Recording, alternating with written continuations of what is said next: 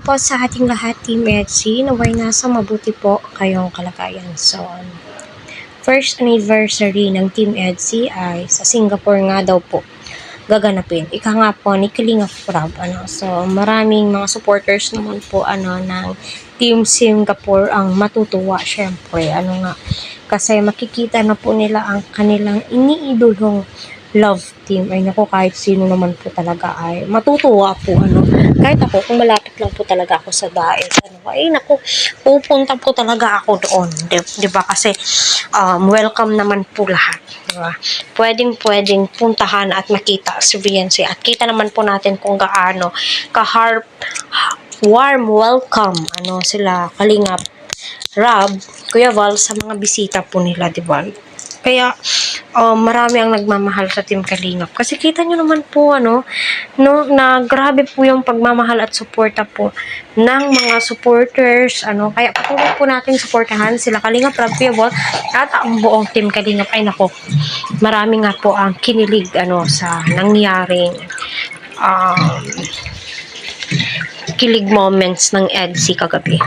So sa malamang may daily dose naman po tayong ulit-ulitin ang mga ito. Kahit sino naman po talaga ay my God, uulit-ulitin po talaga yung mga bagay na ito, di ba? Kasi tutuusin, yung sinusuportahan niyo napaka-sweet sa isa't isa.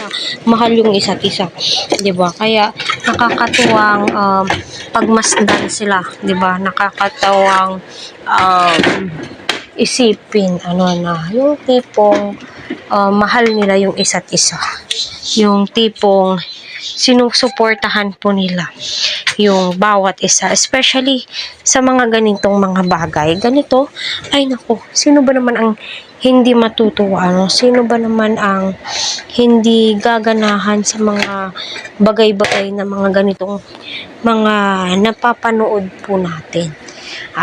Lalong-lalo na nung nag-announce si Rab na sa Singapore gaganapin, ay naku, napakasaya ko po, sa totoo lang. Ang saya-saya ko kasi pangarap po natin na maka-out of town, maka-around the world itong si Fiancé, kasi ilang bansa ba yung na-decline siya? I mean, hindi po na-decline, yung pinaplanuhan na isama siya, pero sad to say, yung passport yung problema. Ngayon, dalawa na po talaga sila ni Eds na makakapunta sa Singapore. Sana all and hope and mas i-bless pa po sila ni God, diba?